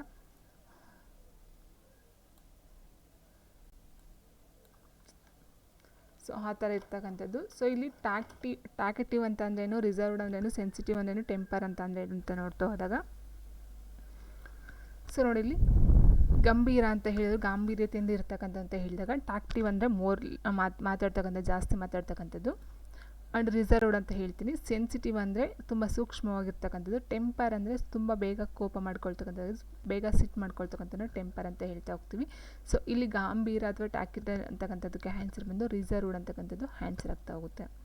ಆ್ಯಂಡ್ ನೆಕ್ಸ್ಟು ಇಂಪೈರ್ ಅಂತ ಕೊಟ್ಟಿದ್ದಾರೆ. ಸೊ ಇಂಪೈರ್ಗೆ ಕಪಲ್, ರಿವಲ್, ಡ್ಯಾಮೇಜ್, ಪರ್ಮಿಷನ್ ಅಂತ ಕೊಡ್ತಾ ಹೋಗ್ತಾರೆ. ಸೊ ಇಂಪೈರ್ ಮೀನ್ಸ್ ಹಾನಿಗೊಳಗಾಗುವ ಅಥವಾ ಅಸ್ವಸ್ಥ ಅಂತ ಹೇಳ್ತೀವಲ್ಲ, ಸೊ ಅಸ್ವಸ್ಥ ಆ ಒಂದು ಅರ್ಥ ಬರ್ತಾ ಹೋಗುತ್ತೆ. ಸೊ ಹಾಗಾಗಿ ಕಪಲ್ ಮೀನ್ಸ್ ಜೋಡಿ ಅಂತ ಬರುತ್ತೆ. ಸೊ ಇದು ಬರೋದಿಲ್ಲ. ಡ್ಯಾಮೇಜ್ ಬರೋದಿಲ್ಲ. ಆ್ಯಂಡ್ ಪರ್ಮಿಷನ್ ಸಹ ಬರೋದಿಲ್ಲ. ಆನ್ಸರ್ ಬಂದು ರಿವಲ್ ಅಂತಕ್ಕಂಥದ್ದು. ಅಥವಾ ಹಾನಿಗೊಳಗಾಗೋದು ಅಥವಾ ಅಸ್ತತ್ವ ಅಂತಕ್ಕಂಥದ್ದಾಗಿರ್ಬೋದು, ಅಥವಾ ಇಟ್ ಮೀನ್ಸ್ ನೆಗೆಟಿವ್ ಅಂತಕ್ಕಂಥ ಒಂದು ಇದರಲ್ಲಿ ಬರ್ತಾ ಹೋಗುತ್ತೆ, ಅಸ್ವಸ್ಥ. ನೆಕ್ಸ್ಟ್ 44ನೇ ಕ್ವಶನ್ ಹೀಗಿದೆ, ವಿಗ್ರಸ್ ಅಂತ ಕೊಟ್ಟಿದ್ದಾರೆ. ಸೊ ವಿಗ್ರಸ್ ಅಂತ ಏನು ಫಸ್ಟ್ ಅದನ್ನ ನೋಡ್ತಾ ಹೋದಾಗ, ತುಂಬ ಆ್ಯಕ್ಟಿವ್ ಆಗಿರ್ತಕ್ಕಂಥದ್ದು. ಸೊ ಆ್ಯಕ್ಟಿವ್ ಅಂದರೆ ಇಟ್ ಮೀನ್ಸ್ ತುಂಬ ಫಾಸ್ಟ್ ಅಥವಾ ಆ್ಯಕ್ಟಿವ್ ಆಗಿರ್ತಾರೆ ಅಂತ ಹೇಳ್ತೀವಲ್ವ. ಸೊ ಆ ಒಂದು ಅರ್ಥನ ಬರ್ತಾ ಹೋಗುತ್ತೆ. ಸೊ ಅದಕ್ಕೆ ಒಂದು ಸಿನೋನಿಯಮ್ಸ್ ಅಂತ ಹೇಳಿದಾಗ, ಟೈಟ್ ಬರೋದಿಲ್ಲ, ಫಾಸ್ಟು ಬರೋದಿಲ್ಲ, ಆ್ಯಂಡ್ ಟಫ್ ಬರೋದಿಲ್ಲ. ಆನ್ಸರು ಡೈನಾಮಿಕ್ ಅಂತಕ್ಕಂಥದ್ದು ಆಗ್ತಾ ಹೋಗುತ್ತೆ. ಆ್ಯಂಡ್ ನೆಕ್ಸ್ಟು ಟೆಂಪ್ರಲ್ ಅಂತ ಕೊಟ್ಟಿದ್ದಾರೆ. ಸೊ ಟೆಂಪ್ರಲ್ ಮೀನ್ಸ್ ವಾಸ್ತವಿಕವಾಗಿರ್ತಕ್ಕಂಥದ್ದು, ಪ್ರಾಪಂಚಿಕವಾಗಿ ಏನು ಪ್ರಪಂಚ ಇದೋ ಸೊ ಅದಕ್ಕೆ ಆ ರೀತಿ ನಾವು ಯೋಚನೆ ಮಾಡ್ತಕ್ಕಂಥದ್ದಾಗಿರ್ಬೋದು. ಪ್ರಾಪಂಚಿಕವಾಗಿ, ವಾಸ್ತವವಾಗಿ ನಾವು ಯೋಚನೆ ಮಾಡ್ತೀವಲ್ಲ, ಸೊ ಅದನ್ನು ಟೆಂಪ್ರಲ್ ಅಂತ ಹೇಳ್ತೀವಿ. ಇಟ್ ಮೀನ್ಸ್ ಯೋಚನೆ ಅಂತ ಬರೋದಿಲ್ಲ, ವಾಸ್ತವಿಕವಾಗಿರ್ತಕ್ಕಂಥದ್ದು ಅಥವಾ ಪ್ರಾಪಂಚಿಕವಾಗಿ ಏನು ಪ್ರಪಂಚ ಇದೆಯೋ ಅದನ್ನು ಒಪ್ಕೊಳ್ತಕ್ಕಂಥದ್ದು. ಸೊ ಹಾಗಾಗಿ ಇದಕ್ಕೆ ನಾವು ಆನ್ಸರ್ನ ನೋಡ್ತಾ ಹೋದಾಗ, ಪ್ರಾಪಂಚಿಕವಾಗಿ ಇಟ್ ಮೀನ್ಸ್ ವರ್ಲ್ಡ್ಲಿ ಅಂತಕ್ಕಂಥದ್ದು ಆನ್ಸರ್ ಆಗ್ತಾ ಹೋಗುತ್ತೆ. ಇನ್ನು ವ್ಯಾಲ್ಯೂಯಬಲ್ ಮತ್ತು ಟ್ರೂತ್ ಮತ್ತು ಟೆಂಪ್ರವರಿ ಬರೋದಿಲ್ಲ. ಟೆಂಪ್ರವರಿಯಿಂದ ತಾತ್ಕಾಲಿಕ ಅಂತ ಆಗುತ್ತೆ. ಇನ್ನು ವ್ಯಾಲ್ಯೂಯಬಲ್ ಅಂದರೆ ತುಂಬ ಬೆಲೆ ಉಳ್ಳದ್ದು ಅಂತ ಆಗುತ್ತೆ. ಟ್ರೂತ್ ಅಂದರೆ ಸತ್ಯ. ಸೊ ಇದ್ಯಾವುದೂ ಆನ್ಸರ್ ಆಗೋದಿಲ್ಲ. ನೆಕ್ಸ್ಟು 46ರಿಂದ 51ನೇ ಕ್ವಶನ್ ಏನು ಕೊಟ್ಟಿದ್ದಾರೆ, ಆ್ಯಂಟೋನಿಯಮ್ಸ್ನ ಬರೀಬೇಕಂತ. ಇಲ್ಲಿ ತನಕ ಸಿನೋನಿಯಮ್ಸ್, ಪ್ರಿಪೋಸಿಷನ್ ಆಯಿತು. ಈಗ ನೆಕ್ಸ್ಟು ಆ್ಯಂಟೋನಿಮ್ ಅಂತ ಕೊಟ್ಟಿದ್ದಾರೆ. ಸೊ ಆ್ಯಂಟೋನಿಮ್ ಮೀನ್ಸ್ ವಿರುದ್ಧಾರ್ಥಕ ಪದಗಳು, ಆಪೋಸಿಟ್ ವರ್ಡ್ಸ್ ಅಂತ ಏನು ಹೇಳ್ತೀವಿ. ಸೊ ಅದನ್ನು ಆ್ಯಂಟೋನಿಮ್ ಅಂತ ಕರಿತಾ ಹೋಗ್ತೀವಿ. ಸೊ ಇಲ್ಲಿ ಫಸ್ಟು 46ನೇ ಕ್ವಶನ್ ನೋಡ್ತಾ ಹೋದಾಗ ಹೀಗಿದೆ, ಪೆರಿನೇಲ್ ಅಂತ ಕೊಟ್ಟಿದ್ದಾರೆ, ಪೆರಿನಿಯಲ್ ಅಂತ ಕೊಟ್ಟಿದ್ದಾರೆ. ಸೊ ಇದರ ಒಂದು ಅರ್ಥ ಏನು, ಫಸ್ಟ್ ಅದರ ಅರ್ಥ ತಿಳ್ಕೊಂಡು ಅದಕ್ಕೆ ಆಪೋಸಿಟ್ ವರ್ಡ್ ಆಮೇಲೆ ಹುಡ್ಬೇಕಾಗುತ್ತೆ. ಸೊ ನೋಡಿ ಇಲ್ಲಿ ಪೆರಿನಿಯಲ್ ಅಂತಂದರೆ ಬಹಳ ದೀರ್ಘಕಾಲವಾಗಿರ್ತಕ್ಕಂಥ ಅಂತ ಹೇಳ್ತಾ ಹೋಗ್ತಾರೆ. ಸೊ ಹಾಗಾಗಿ ದೀರ್ಘಕಾಲ ಇಟ್ ಮೀನ್ಸ್ ಇಲ್ಲಿ ಪರ್ಮನೆಂಟ್ ಅಂತಕ್ಕಂಥದ್ದು ಬರೋದಿಲ್ಲ, ಆ್ಯಂಡ್ ರೇರ್ ಬರೋದಿಲ್ಲ. ಫ್ರೀಕ್ವೆಂಟ್ ಅಂತ ಹೇಳಿದರೆ ಫ್ರೀಕ್ವೆಂಟಾಗಿ ಆಗಾಗ ಅಂದರೆ ಒಂದು ಮೀಡಿಯಮಲ್ಲಿ ಹೋಗ್ತಕ್ಕಂಥದ್ದು ಫ್ರೀಕ್ವೆಂಟು. ಸೊ ಒಕೇಶನಲ್ ಅಂತ ಹೇಳಿದಾಗ, ಸೊ ಒಕೇಶನ್ ಮೀನ್ಸ್ ಸಾಂದರ್ಭಿಕವಾಗಿ, ಇಟ್ ಮೀನ್ಸ್ ಸಾಂದರ್ಭಿಕ ಯಾವಾಗಲೂ ಒಂದೊಂದು ಸರಿ ಅಂತ ಹೇಳ್ತೀವಲ್ಲ. ಸೊ ಹಾಗಾಗಿ ಆನ್ಸರ್ ಬಂದು ಆಪ್ಷನ್ 1 ಒಕೇಶನಲ್ ಆಗಾಗ ಅಂತ ಹೇಳ್ಬೋದು. ಅಥವಾ ಪೆರಿನಿಯಲ್ ಅಂತ ಹೇಳಿದಾಗ ದೀರ್ಘಕಾಲ, ಬಹಳ ದೀರ್ಘ ಕಾಲದವರೆಗೆ ಅಂತ ಹೇಳ್ತಾ ಹೋಗ್ತೀವಲ್ಲ. ಸೊ ಆ ಒಂದು ಉತ್ತರ, ಆ ಒಂದು ಅರ್ಥ ಬರ್ತಾ ಹೋಗುತ್ತೆ. ಆ್ಯಂಡ್ ನೆಕ್ಸ್ಟ್ 47ನೇ ಕ್ವಶನು, ಅಬಂಡೆಂಟ್ ಅಂತ ಕೊಡ್ತಾ ಹೋಗ್ತಾರೆ. ಸೊ ಅಬಂಡೆಂಟ್ಗೆ ಪ್ಲೆಂಟಿ, ಬ್ಯೂಟಿಫುಲ್, ಬಂಟಿಫುಲ್, ಸ್ಕೇರ್ಸ್ ಅಂತ ಕೊಡ್ತಾ ಹೋಗಿದ್ರೆ. ಸೊ ಅಬಂಡೆಂಟ್ ಅಂತ ಹೇಳ್ತಾ ಹೋದಾಗ ಅದು ಬಂದು ಸಾಕಷ್ಟು, ಜಾಸ್ತಿ, ಮೋರ್, ಸಾಕಷ್ಟು ಅಂತ ಅರ್ಥ ಬರ್ತಾ ಹೋಗುತ್ತೆ. ಸೊ ಹಾಗಾಗಿ ಇಲ್ಲಿ ಪ್ಲೆಂಟಿ, ಬ್ಯೂಟಿಫುಲ್, ಬಂಟಿಫುಲ್ ಮತ್ತು ಸ್ಕ್ಯಾರ್ಸ್ ಅಂತ ಹೇಳಿದಾಗ ಬ್ಯೂಟಿಫುಲ್ ಅಂತಕ್ಕಂಥದ್ದು ಬರಲ್ಲ, ಸಾಕಷ್ಟು ಅದಕ್ಕೆ ಆಪೋಸಿಟು ಬ್ಯೂಟಿಫುಲ್ ಅಂತಕ್ಕಂಥದ್ದು ಬರೋದಿಲ್ಲ. ಆ್ಯಂಡ್ ಪ್ಲೆಂಟಿ, ಬಂಟಿಫುಲ್ ಅಂದರೆ ಸಾಕಷ್ಟು, ಇದೇ ಒಂದು ಸಿನೋನಿಯಮ್ ಬರ್ತಕ್ಕಂಥ ಅಬಂಡೆಂಟ್ಗೆ ಪ್ಲೆಂಟಿ, ಬಂಟಿಫುಲ್ ಅಂತಕ್ಕಂಥ ಒಂದು ಸಮಾನಾರ್ಥಕ ಪದಗಳಾಗ್ತಾ ಹೋಗುತ್ತೆ. ಆ್ಯಂಡ್ ಸ್ಕೇರ್ಸ್ ಅಂದರೆ ನೀವು ಕೇಳಿರ್ಬೋದು, ಸ್ಕ್ಯಾರ್ಸಿಟಿ ಅಥವಾ ಸ್ಕೇರ್ಸ್ ಅಂತ ಹೇಳ್ತಾ ಹೋಗ್ತಾರೆ. ಇಟ್ ಮೀನ್ಸ್ ಬರಗಾಲ, ಸ್ಕ್ಯಾರ್ಸ್ ಅಂದರೆ ಬರಗಾಲ ಅಂತ ಒಂದು ಅರ್ಥದಲ್ಲೂ ಸಹ ಹೇಳ್ತಾ ಹೋಗ್ತಾರೆ. ಸೊ ಅಬಂಡೆಂಟ್ಗೆ ಆಪೋಸಿಟ್ ವರ್ಡು ಸ್ಕ್ಯಾರ್ಸ್ ಅಂತಕ್ಕಂಥದ್ದು. So answer ಸ್ಕ್ಯಾರ್ಸ್. ಸೊ ಇವೆರಡು ಸಿನೋನಿಯಮ್ಸ್ ಆಗುತ್ತೆ. ಸ್ಕ್ಯಾರ್ಸ್ ಬಂದು ಆಪೋಸಿಟ್ ವರ್ಡ್ ಆಗುತ್ತೆ, ಬ್ಯೂಟಿಫುಲ್ ಇದಕ್ಕೆ ಸಂಬಂಧಪಟ್ಟದ್ದಲ್ಲ. ಆ್ಯಂಡ್ ನೆಕ್ಸ್ಟ್ ಕ್ವೆಶನ್ ಹೀಗಿದೆ, ಎಕ್ಸ್ಟಿಂಗ್ವಿಷ್ ಅಂತ ಕೊಡ್ತಾ ಹೋಗ್ತಾರೆ, ಮ್ಯಾಗ್ನಿಫೈ, ಕೈಂಡಲ್ ಆ್ಯಂಡ್ ಎಕ್ಸ್ಟಿಂಕ್ಟ್, ಫ್ರೀಸ್ ಅಂತ ಕೊಡ್ತಾ ಹೋಗಿದ್ದಾರೆ. ಸೊ ಎಕ್ಸ್ಟಿಂಗ್ವಿಷ್ ಅಂತ ಅಂದರೆ ಏನಂತ ಕೇಳ್ತಾ ನೋಡ್ತಾ ಹೋದಾಗ ನಾವಿಲ್ಲಿ ಈಗ ದೀಪವನ್ನು ಹಾರಿಸು, ನಂದಿಸು ಅಂತ ಹೇಳ್ತಾರಲ್ಲ. ಸೊ ಆ ಹಾರಿಸು ಅಂತಕ್ಕಂಥ ಅರ್ಥ ಒಂದು, ಅಥವಾ ನಂದಿಸು ಅಂತಕ್ಕಂಥ ಅರ್ಥ ಬರ್ತಾ ಹೋಗುತ್ತೆ ಎಕ್ಸ್ಟಿಂಗ್ವಿಷ್ ಅಂತ ಅಂದರೆ. ಸೊ ಈಗ ಏನು ಬರಬೇಕು ಇಲ್ಲಿಗೆ ಆಂಟೋನಿಯಮ್ಮು, ಒತ್ತಿಸು ಅಥವಾ ದೀಪ ಹಚ್ಚು ಅಥವಾ ದೀಪ ಅಂಟಿಸು ಅಂತ ಹೇಳ್ತಾರಲ್ಲ, ಆ ಒಂದು ಅರ್ಥ ಬರ್ತಾ ಹೋಗಬೇಕಾಗುತ್ತೆ. ಸೊ ಹಾಗಾಗಿ ಇಲ್ಲಿ ಫ್ರೀಸ್ ಅಂದರೆ ನಮ್ಗೆ ಗೊತ್ತಿದೆ ಕೋಲ್ಡ್ ಅಥವಾ ಶೀತ, ಆ ಒಂದು ಅರ್ಥದಲ್ಲಿ ಬರ್ತಾ ಹೋಗುತ್ತೆ. ಸೊ ಇದು ಬರೋದಿಲ್ಲ. ಸೊ ಆ್ಯಂಡ್ ಕೈಂಡಲ್ ಅಂತ ಹೇಳಿದಾಗ ಹೊತ್ತಿಸು ಅಂತಕ್ಕಂಥ ಅರ್ಥ ಬರ್ತಾ ಹೋಗುತ್ತೆ. ಆ್ಯಂಡ್ ಎಕ್ಸ್ಟಿಂಕ್ಟ್ ಅಂತಕ್ಕಂಥದ್ದು ಏನಿದೆ, ಸೊ ಇದು ಇದರ ಒಂದು ಸಿನೋನಿಯಮ್ಮು. ಎಕ್ಸ್ಟಿಂಕ್ಟ್ ಅಂತಕ್ಕಂಥದ್ದು ಒಂದು ಸಿನೋನಿಯಮ್, ಇಟ್ ಮೀನ್ಸ್ ನಂದಿಸು, ಈ ಎರಡೂ ಒಂದೇ ಅರ್ಥ ಬರುತ್ತೆ. ಎಕ್ಸ್ಟಿಂಗ್ವಿಷ್ ಅಂಡ್ ಎಕ್ಸ್ಟಿಂಕ್ಟ್ ಅಂತಕ್ಕಂಥ ಎರಡೂ ಒಂದೇ ಅರ್ಥ ಬರುತ್ತೆ. ಸೊ ಕೈಂಡಲ್ ಅಂದರೆ ಹಚ್ಚೋದು ಅಂತಕ್ಕಂಥ ಅರ್ಥ ಬರುತ್ತೆ. ಸೊ ಹಾಗಾಗಿ ಆನ್ಸರು ಆಪ್ಷನ್ 2 ಸರಿಯಾದಂಥ ಒಂದು ಉತ್ತರ ಆಗುತ್ತೆ. ಸೊ ಮ್ಯಾಗ್ನಿಫೈ ಅಂದರೆ ನಿಮಗೆ ಗೊತ್ತಿರ್ಬೋದು, ಮ್ಯಾಗ್ನಿಫೈ. ಆ್ಯಂಡ್ ನೆಕ್ಸ್ಟು 49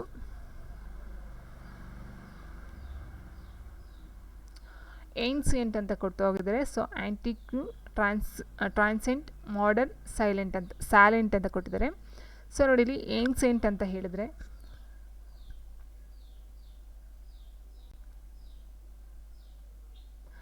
ಪ್ರಾಚೀನ ಅಂತ ಅರ್ಥ ಬರುತ್ತೆ. ಇಟ್ ಮೀನ್ಸ್ ಇತಿಹಾಸದ ಅಥವಾ ಪ್ರಾಚೀನ ಕಾಲದ ಅಂತ ಒಂದು ಅರ್ಥ ಬರ್ತಾ ಹೋಗುತ್ತೆ ಏನ್ಸಿಯಂಟ್ ಅಂದರೆ. ಸೊ ಅದಕ್ಕೆ ಈಗಿನ ಒಂದು ಇದು ಅಂತ ಹೇಳಿದರೆ ಮಾಡರ್ನ್ ಅಂತಕ್ಕಂಥದ್ದು ಒಂದು ಆಪೋಸಿಟ್ ವರ್ಡು. ಸೊ ಕೇಳಿದ್ರೆ ಪ್ರಾಚೀನ ಮತ್ತು ಆಧುನಿಕ ಅಂತ ಬರ್ತಾ ಹೋಗುತ್ತೆ. ಸೊ ಏನ್ಸಿಯಂಟ್ಗೆ ಆಪೋಸಿಟ್ ವರ್ಡು ಮಾಡರ್ನ್ ಅಂತಕ್ಕಂಥದ್ದು. ಆ್ಯಂಡ್ ನೆಕ್ಸ್ಟ್ ಇಲ್ಲಿ ಆ್ಯಂಟಿಕ್ಯೂ ಅಂತ ಏನಿದೆ, ಇದು ಬಂದು ಹಳೆಯ ವಸ್ತು ಅಂತಕ್ಕಂಥ ಅರ್ಥ ಬರುತ್ತೆ.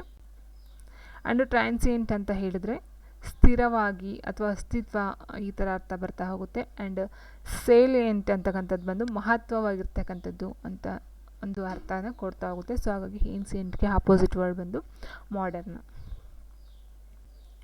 ಆ್ಯಂಡ್ ನೆಕ್ಸ್ಟ್ 50ನೇ ಕ್ವಶನ್ ಹೀಗಿದೆ, ಅಸೆಟ್ಸ್ ಅಂತ ಕೊಡ್ತಾರೆ. ಸೊ ಅಸೆಟ್ಸ್ ಅಂದರೆ ಏನು, ಫಸ್ಟು ಅಸೆಟ್ಸ್ ಅಂದ್ರೇನು, ರೆಸ್ಪಾನ್ಸಿಬಿಲಿಟೀಸು, ಎಸ್ಟೇಟು, ಲಿಯಬಿಲಿಟೀಸ್ ಆ್ಯಂಡ್ ಹ್ಯಾಂಡ್ರೆನ್ಸ್ ಅಂತ ಕೊಟ್ಟಿದ್ದಾರೆ. ಅಸೆಟ್ಸ್ ಮೀನ್ಸ್ ಆಸ್ತಿ, ಸ್ವತ್ತು ಅಂತ ಅರ್ಥ ಬರ್ತಾ ಹೋಗುತ್ತೆ. ಆಸ್ತಿ ಆಗಿರ್ಬೋದು, ಸ್ವತ್ತು ಆಗಿರ್ಬೋದು, ಈ ಥರ ಏನು ಇರುತ್ತೋ ಸೊ ಅದನ್ನು ಅಸೆಟ್ಸ್ ಅಂತ ಹೇಳ್ತಾ ಹೋಗ್ತೀವಿ.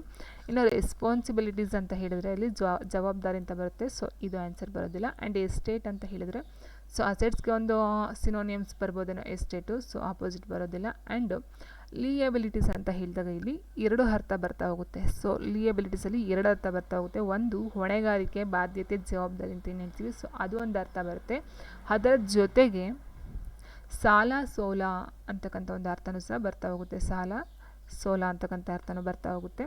ಆ್ಯಂಡ್ ಇದೇನಿದೆ ಹೆಂಡ್ರೆನ್ಸನ್ಸ್ ಅಂತ ಏನಿದೆ, ಸೊ ಇದು ಬಂದು ತೊಂದರೆ ಅಂತಕ್ಕಂಥದ್ದು ಅರ್ಥ ಬರುತ್ತೆ. ಸೊ ಇಲ್ಲಿ ನಮಗೆ ಆಸ್ತಿಗೆ ಆಪೋಸಿಟ್ ವರ್ಡ್ ಅಂತ ನೋಡ್ತಾ ಹೋದಾಗ ಸಾಲ ಸೋಲ ಅಂತಕ್ಕಂಥದ್ದು ಆಪೋಸಿಟ್ ಆಗುತ್ತೆ ಕನ್ನಡದಲ್ಲಿ. ಸೊ ಹಾಗಾಗಿ ಅಸೆಟ್ಸ್ ಅಂತಕ್ಕಂಥದ್ದಕ್ಕೆ ಆಪೋಸಿಟ್ ವರ್ಡು ಲಿಯಾಬಿಲಿಟೀಸ್ ಅಂತಕ್ಕಂಥದ್ದು ಆನ್ಸರ್ ಆಗ್ತಾ ಹೋಗುತ್ತೆ. ಆಪ್ಷನ್ 3. ಸೊ ಇಲ್ಲಿ 2 ಅರ್ಥನೂ ಬರುತ್ತೆ. ಸೊ ಹೊಣೆಗಾರಿಕೆ, ಜವಾಬ್ದಾರಿ ಹೊತ್ಕೊಳ್ಳೋದು, ಬಾಧ್ಯತೆ, ಇದು ಅರ್ಥ ಬರುತ್ತೆ ಒಂದು ಕಡೆ. ಇನ್ನೊಂದು ಕಡೆ ಸಾಲ ಸೋಲ ಅಂತಕ್ಕಂಥ ಅರ್ಥನೂ ಸಹ ಬರ್ತಾ ಹೋಗುತ್ತೆ. ಸೊ ಆಸ್ತಿಗೆ ಆಪೋಸಿಟ್ ವರ್ಡು ಸಾಲ ಸೋಲ ಮಾಡ್ತಕ್ಕಂಥದ್ದು. ಸೊ ಆಸ್ತಿನ ಸಂಪಾದನೆ ಮಾಡೋದು, ಆಸ್ತಿನ ಕಳ್ಕೊಂಡು ಸಾಲ ಮಾಡ್ತಕ್ಕಂಥದ್ದು. ಸೊ ಇದು ಆಪೋಸಿಟ್ ವರ್ಡ್ ಆಗ್ತಾ ಹೋಗುತ್ತೆ. ಆ್ಯಂಡ್ ನೆಕ್ಸ್ಟು 51ನೇ ಕ್ವಶನು ಟ್ರಾನ್ಸ್ಪರೆಂಟ್ ಅಂತ ಕೊಡ್ತಾ ಹೋಗಿದ್ದಾರೆ. ಟ್ರಾನ್ಸ್ಪರೆಂಟ್ ಮೀನ್ಸ್ ಇದು ಕೇಳಿರಬಹುದು, ಎಲ್ಲಿದೆ ಅಂತ ಹೇಳಿದ್ರೆ ಸೈನ್ಸಲ್ಲಿ ಯಾರು ಇಂಗ್ಲೀಷ್ ಮೀಡಿಯಮಲ್ಲಿ ಓದಿರ್ತಾರೋ ಸೊ ಅವ್ರಿಗೆ ಗೊತ್ತಿರುತ್ತೆ. ಟ್ರಾನ್ಸ್ಪರೆಂಟ್ ಅಂದರೆ ತುಂಬ ಪಾರದರ್ಶಕವಾಗಿರ್ತಕ್ಕಂಥ. ಇಟ್ ಮೀನ್ಸ್ ಈ ಕಡೆ ಫಾರ್ ಎಕ್ಸಾಂಪಲ್ ಕೊಡ್ತಾರೆ ಯಾವುದಂತ ಹೇಳಿದರೆ ಟ್ರಾನ್ಸ್ಪರೆಂಟ್ಗೆ ಫಾರ್ ಎಕ್ಸಾಂಪಲ್ ಗ್ಲಾಸು. ಸೊ ಈ ಕಡೆಯಿಂದ ನೋಡಿದ್ರೆ ಆ ಕಡೆ ಆಪೋಸಿಟ್ ಏನಿದೆ ಅದು ನಮಗೆ ಕಾಣಿಸುತ್ತಲ್ಲ, ಅದನ್ನು ಟ್ರಾನ್ಸ್ಪರೆಂಟ್ ಅಂತ ಹೇಳ್ತೀವಿ. ಸೊ ನಾವು ಇಲ್ಲಿ ಇಟ್ಕೊಂಡು ಆ ಕಡೆ ಕಾಣಿಸಲ್ವಲ್ಲ, ಇಟ್ ಮೀನ್ಸ್ ಪೇಪರ್ ಆಗಿರ್ಬೋದು, ಬುಕ್ಸ್ ಆಗಿರ್ಬೋದು, ಅಥವಾ ಯಾವುದೋ ಒಂದು ತಿಕ್ ವಸ್ತುಗಳಾಗಿರ್ಬೋದು. ಸೊ ಅದನ್ನು ನಾವು ಒಪ್ಯಾಕ್ ಕ್ಯೂ ಅಂತ ಕರಿತಾ ಹೋಗ್ತೀವಿ. ಟ್ರಾನ್ಸ್ಪರೆಂಟ್ ಅಂದರೆ ಫುಲ್ ಪಾರದರ್ಶಕವಾಗಿ ಕಾಣಿಸ್ತಕ್ಕಂಥದ್ದು ಆ ಕಡೆ ನೋಡಿದಾಗ. ಒಪ್ಯಾಕ್ ಕ್ಯೂ ಅಂದರೆ ಏನೂ ಕಾಣಿಸೋದಿಲ್ಲ, ಅಪಾರದರ್ಶಕ ಅಂತ ಅರ್ಥ ಬರ್ತಾ ಹೋಗುತ್ತೆ. ಸೊ ಹಾಗಾಗಿ ಆನ್ಸರ್ ಬಂದು ಒಪ್ಯಾಕ್ ಕ್ಯೂ ಅಂತಕ್ಕಂಥದ್ದು ಆನ್ಸರ್ ಆಗ್ತಾ ಹೋಗುತ್ತೆ. ಆ್ಯಂಡ್ ನೆಕ್ಸ್ಟ್ ಇನ್ನು ಮಿಸ್ಟಿ ಅಂದರೆ ಆವರಿಸಿದ ಅಂತಕ್ಕಂಥ ಅರ್ಥ ಬರುತ್ತೆ. ಸೊ ಮೇಯ್ನಾಗಿ ಇಲ್ಲಿ ಟ್ರಾನ್ಸ್ಪರೆಂಟ್ ಒಪ್ಯಾಕ್ ಅಂತಕ್ಕಂಥದ್ದು ಮೇಯ್ನ್ ವರ್ಡು, ಅದು ಆಪೋಸಿಟು. ಆ್ಯಂಡ್ ಕವರ್ಡ್ ಅಂದರೆ ಮುಚ್ಚಿದ ಅಂತ ಬರುತ್ತೆ. ಕ್ಲಿಯರ್ ಅಂದರೆ ಸ್ಪಷ್ಟ ಅಂತಕ್ಕಂಥ ಅರ್ಥ ಬರುತ್ತೆ. ಸೊ ಇದ್ಯಾವುದು ಆನ್ಸರ್ ಆಗೋದಿಲ್ಲ. ಸೊ ನೆಕ್ಸ್ಟ್ ಕ್ವಶನ್ಸು ಈ ಥರ ಇದೆ. 52ರಿಂದ 56ನೇ ಕ್ವಶನ್ ಗಂಟ. ಸೊ ಸ್ಪೆಲ್ಲಿಂಗ್ ಮಿಸ್ಟೇಕ್ಸ್ಗಳನ್ನ ಕೇಳ್ತಾ ಹೋಗ್ತಾರೆ. ಸೊ ಎಲ್ಲ ಎಕ್ಸಾಮ್ಸಲ್ಲೂ ಇದು ಸಹ ಕಾಮನ್ ಆಗಿದೆ. ಸಿನೋನಿಮ್ಸು, ಆ್ಯಂಟೋನಿಮ್ಸು, ಪ್ರಿಪೋಸಿಷನ್ ಮತ್ತು ಸ್ಪೆಲ್ಲಿಂಗ್ ಮಿಸ್ಟೇಕ್ಸ್ಗಳನ್ನ ಕೇಳ್ತಾ ಹೋಗ್ತಾರೆ. ಸೊ ನಿಮಗೆ 35 ಮಾರ್ಕ್ಸ್ಗಳಿರೋದ್ರಿಂದ 1 or 2 ಕ್ವಶನ್ಸ್ನ ಕೇಳ್ಬೋದು. ಸೊ ನೋಡಿ ಇಲ್ಲಿ ಹೀಗಿದೆ. ಸೊ 52ನೇ ಕ್ವಶನ್ ಏನು ಕೊಟ್ಟಿದ್ದಾರೆ, ಬೆನಿವೋಲೆನ್ಸ್, ಬೆನಿಫ್ಯಾಕ್ಷನ್, ಬೆನಿಫಿಷರಿ, ಬೆನಿಡಿಕ್ಟ್ರಿ ಅಂತ ಕೊಟ್ಟಿದ್ದಾರೆ. ಸೊ ಇದರಲ್ಲಿ ಏನಿದೆ 1, 2, 3 ಸಹ ಸರಿಗಿರ್ತಕ್ಕಂಥದ್ದು. ಇನ್ನು ಬೆನಿಡಿಕ್ಟ್ರಿ ಅಂತಕ್ಕಂಥದ್ದು ಏನಿದೆ, ಸೊ ಇಲ್ಲಿ ಒಂದು ಸ್ಪೆಲ್ಲಿಂಗು ಮಿಸ್ಟೇಕ್ ಆಗಿದೆ. ಏನಂತ ಹೇಳಿದ್ರೆ CTORY ಅಂತಕ್ಕಂಥದ್ದು ಬರ್ತಾ ಹೋಗ್ಬೇಕಾಗುತ್ತೆ ಇಲ್ಲಿ. ಸೊ ಇಲ್ಲಿ ಟಿ ಪಕ್ಕ ಓ ಬರಬೇಕು. ಸೊ ಅದು ಮಿಸ್ ಆಗಿರ್ತಕ್ಕಂಥದ್ದು. BENEDICTORY ಬೆನಿಡಿಕ್ಟರಿ ಅಂತಕ್ಕಂಥದ್ದು ಆಗಬೇಕಿತ್ತು. ಸೊ ಹಾಗಾಗಿ answer option 4. And next question ಕೊಟ್ಟಿದ್ದಾರೆ ಆ್ಯಂಟೋನಿಮು ಮತ್ತು ಸುಡೋನಿಮ್, ಸಿನೋನಿಮ್, ಹೋಮೋನಿಮ್ ಅಂತ ಕೊಟ್ಟಿದ್ದಾರೆ. ಸೊ ಆ್ಯಂಟೋನಿಮ್, ಸಿನೋನಿಮ್ ಇಲ್ಲೇ ಕೊಟ್ಟಿದ್ದಾರೆ ನೋಡಿ. ಸೊ ಅದು ಸರಿಯಾಗಿರ್ತಕ್ಕಂಥದ್ದು. ಆ್ಯಂಡ್ ಹೋಮೋನಿಮು ಸಹ ಸರಿಯಾಗಿರ್ತಕ್ಕಂಥದ್ದು. ಇಲ್ಲಿ ಏನಾಗಿದೆ ಅಂತ ಹೇಳಿದರೆ ಏನು ಸುಡೋನಿಮ್ ಅಂತಕ್ಕಂಥದ್ದು ಇದೆ. ಸೊ ಅಲ್ಲಿ ಬಂದು NYM ಆಗಬೇಕಾಗಿತ್ತು. ಇಟ್ ಮೀನ್ಸ್ NIM ಏನು ಕೊಟ್ಟಿದ್ದಾರೆ. ಸೊ ನೋಡಿ ಇಲ್ಲಿ ಕೊಟ್ಟಿದ್ದಾರೆ ನೋಡಿ NYM.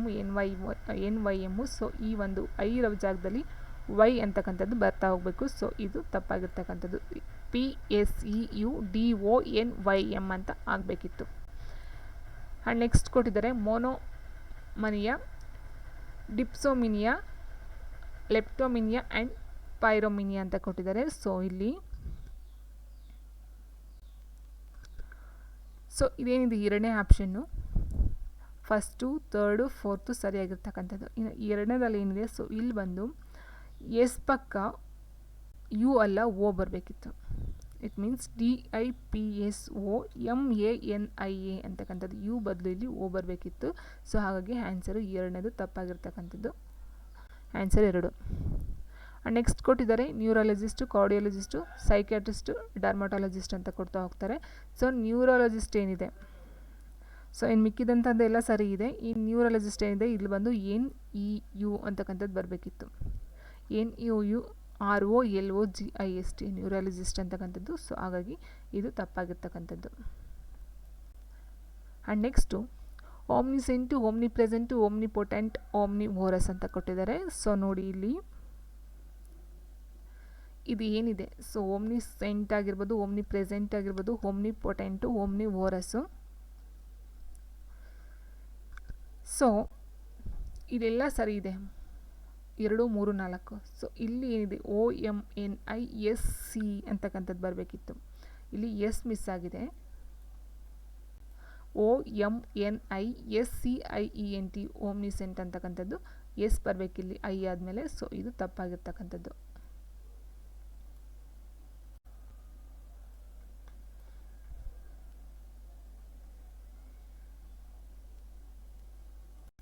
ಆ್ಯಂಡ್ ನೆಕ್ಸ್ಟ್ ಈಗ ಕೊಟ್ಟಿದ್ದಾರೆ ಸೆಂಟೆನ್ಸ್ನ ಕೊಟ್ಟಿದ್ದಾರೆ. ಸೊ ಸೆಂಟೆನ್ಸಲ್ಲಿ ಯಾವುದೋ ಒಂದು ಪಾರ್ಟು ತಪ್ಪಾಗಿದ್ದು, ಸೊ ಅದನ್ನು ನಾವಿಲ್ಲಿ ಮಾರ್ಕ್ ಮಾಡಬೇಕಂತ ಹೇಳಿದರೆ for question 57 to 59 each sentence has a part that is grammatically incorrect, identify the incorrect part and mark it in your answer sheet ಅಂತ ಕೊಡ್ತಾ ಹೋಗ್ತಾರೆ. ಸೊ ನೋಡಿ ಫಸ್ಟ್ ಕ್ವೆಶ್ಚನ್ ಹೇಗಿದೆ, 57ನೇ ಕ್ವೆಶ್ಚನ್ನು.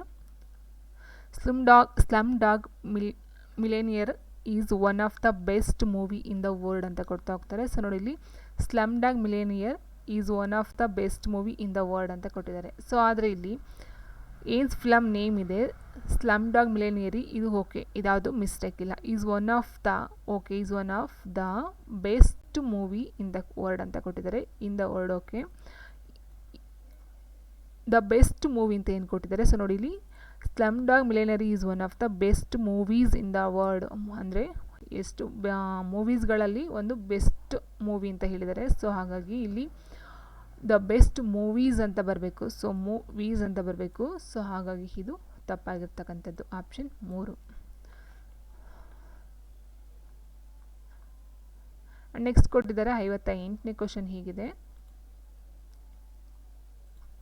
No sooner did the teacher enter the class then the students stood up ಅಂತ ಕೊಡ್ತಾ ಹೋಗ್ತಾರೆ. So ನೋಡಿ ನೋ ಸೂನರ್ ಅಂತ ಹೇಳಿದ್ರೆ ಅಷ್ಟರಲ್ಲಿ ಅಂತ ಅರ್ಥ ಬರುತ್ತೆ. ನೋ ಸೂನರ್ ಮೀನ್ಸ್ ಅಷ್ಟರಲ್ಲಿ, ಎಷ್ಟರಲ್ಲಿ teacher enter the classroom than the students stood up ಅಂತ ಕೊಡ್ತಾ ಹೋಗ್ತಾರೆ. ಸೊ ನೋಡಿ ಟೀಚರ್ಸು ಕ್ಲಾಸ್ ರೂಮ್ಗೆ ಎಂಟ್ರಿ ಆಗೋಷ್ಟರಲ್ಲಿ ಸ್ಟೂಡೆಂಟ್ ಏನು ಮಾಡ್ತಾರೆ, ಎದ್ದು ನಿಂತಿದ್ರು ಅಂತ ಅರ್ಥ. ಸೊ ಹಾಗಾಗಿ ಇಲ್ಲಿ ಏನಾಗುತ್ತೆ, ದೆನ್ ಅಂತ ಕೊಟ್ಟದ್ದು ನಂತರ ಅಂತ ಬರುತ್ತೆ. ಸೊ ಟೀಚರ್ಸು ಕ್ಲಾಸ್ ರೂಮ್ಗೆ ಎಂಟ್ರಿ ಆಗಿದ ನಂತರ ಸ್ಟೂಡೆಂಟ್ಸು ಎದ್ದು ನಿಂತ್ಕೊಂಡು ಅಂತ ಆಯಿತು. ಸೊ ಹಾಗಾಗಿ ಇಲ್ಲಿ ಏನಾಗುತ್ತೆ, ಇಲ್ಲಿ ನೋ ಸೂನರ್ ಅಂತ ಕೊಟ್ಟಿದ್ದಾರೆ. ಸೊ ಟೀಚರ್ಸು ಕ್ಲಾಸ್ ರೂಮ್ಗೆ ಎಂಟರ್ ಆಗುವಷ್ಟರಲ್ಲಿ ಸ್ಟೂಡೆಂಟ್ಸು ನಿಂತಿದ್ರು ಅಂತ ಆಗಿರಬೇಕಿತ್ತು, ಆಗುವಷ್ಟರಲ್ಲಿ ಅಂತ ಬರಬೇಕಿತ್ತು. ಅಲ್ಲಿ ದೆನ್ ಅಂತ ಕೊಟ್ಟಾಗ ನಂತರ ಅಂತ ಕೊಟ್ಟಿದ್ದಾರೆ, ಅಂದರೆ ಟೀಚರ್ಸು ಕ್ಲಾಸ್ ರೂಮ್ಗೆ ಎಂಟ್ರಿ ಆಗಿದ ನಂತರ. ಸೊ ಅಲ್ಲಿ ಎರಡು ಅರ್ಥ ಚೇಂಜ್ ಆಗ್ತಾಯಿದೆ, ವಾಕ್ಯನೇ ಚೇಂಜ್ ಆಗ್ತಿದೆ, ಸೆಂಟೆನ್ಸ್ ಕಂಪ್ಲೀಟ್ ಆಗ್ತಿಲ್ಲ. ಅಷ್ಟರಲ್ಲಿ ಅಂತ ಇಲ್ಲಿ ಕೊಟ್ಟಿದೆ, ನಂತರ ಮಕ್ಕಳು ನಿಂತ್ಕೊಂಡ್ರು ಅಂತಕ್ಕಂಥದ್ದು ಅರ್ಥ ಬರ್ತದೆ. ಸೊ ಹಾಗಾಗಿ ಇಲ್ಲಿ ದೆನ್ ಅಂತಕ್ಕಂಥದ್ದು ತಪ್ಪಾಗಿರ್ತಕ್ಕಂಥದ್ದು, ಇಲ್ಲಿ ದೆನ್ ಬದಲು ದ್ಯಾನ್ ಅಂತ ಆಗಬೇಕಿತ್ತು. ಸರಿನಾ? ಸೊ ಹಾಗಾಗಿ ಆನ್ಸರು ಆಪ್ಷನ್ 4, ದ್ಯಾನ್ ಬರಬೇಕಿಲ್ಲಿ, ದೆನ್ ಅಲ್ಲ. And next question, neither the headmaster nor the assistant masters was present ಅಂತ ಕೊಟ್ಟಿದ್ದಾರೆ. ನೋಡಿ ನೈದರ್ ದ ಹೆಡ್ ಮಾಸ್ಟರ್ ಆಗಲಿ ನಾರ್ ದ ಅಸಿಸ್ಟೆಂಟ್ ಮಾಸ್ಟರ್ಸ್ ಆಗಲಿ ವಾಸ್ ಪ್ರೆಸೆಂಟ್ ಅಂತ ಕೊಟ್ಟಿದ್ದಾರೆ.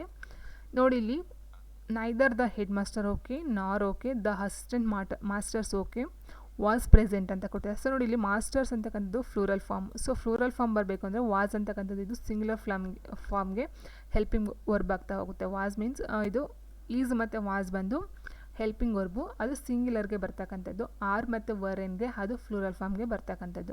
ಸೊ ಇಲ್ಲಿ ಮಾಸ್ಟರ್ಸ್ ಅಂತಕ್ಕಂಥದ್ದು ಫ್ಲೂರಲ್ ಫಾರ್ಮ್ ಇರೋದ್ರಿಂದ ಇಲ್ಲಿ ವಾಸ್ ಬದಲು ನಮಗೆ ವರ್ ಬರಬೇಕು. WERE ವರ್ ಅಂತಕ್ಕಂಥದ್ದು ನಮಗೆ ಬರ್ತಾ ಹೋಗಬೇಕು. ಸೊ ಹಾಗಾಗಿ ಇದು ವಾಸ್ ಪ್ರೆಸೆಂಟ್ ಅಲ್ಲ, ವರ್ ಪ್ರೆಸೆಂಟ್ ಅಂತಕ್ಕಂಥದ್ದು ಆನ್ಸರ್ ಆಗಬೇಕು. ಸೊ ಹಾಗಾಗಿ ಆನ್ಸರು ಆಪ್ಷನ್ 4 ತಪ್ಪಾಗಿರ್ತಕ್ಕಂಥದ್ದು. ಆ್ಯಂಡ್ ನೆಕ್ಸ್ಟ್ ಬಂದು ನೋಡ್ತಾ ಹೋದಾಗ ಇದು ಪ್ಯಾರಾಗ್ರಾಫ್ ಇದೆ, ಫುಲ್ಲು ಲೆಂತಿ ಪ್ಯಾರಾಗ್ರಾಫು. ಸೊ ಈ ಒಂದು ಇದನ್ನು ಸ್ಕಿಪ್ ಮಾಡ್ತಾ ಹೋಗ್ತೀನಿ ನಾನು. ಈ ಪ್ಯಾರಾಗ್ರಾಫ್ ಪ್ಯಾಸೇಜ್ಗೆ ಸಂಬಂಧಪಟ್ಟಂತೆ ಕ್ವಶನ್ಸ್ಗಳನ್ನ ಕೊಡ್ತಾ ಹೋಗಿದ್ದಾರೆ. ಸೊ ನೀವು ಪ್ಯಾರಾಗ್ರಾಫ್ ಮತ್ತು ಪ್ಯಾಸೇಜನ್ನ ನೋಡ್ಕೊಂಡು ನೀವು ಆನ್ಸರ್ಸ್ನ ಮಾಡ್ತಾ ಹೋಗಬೇಕಾಗುತ್ತೆ. ಸೊ ನೋಡಿ ನೆಕ್ಸ್ಟ್ ಕ್ವಶನ್ ಮೇನ್ ಹೀಗಿದೆ, 66ರಿಂದ 76.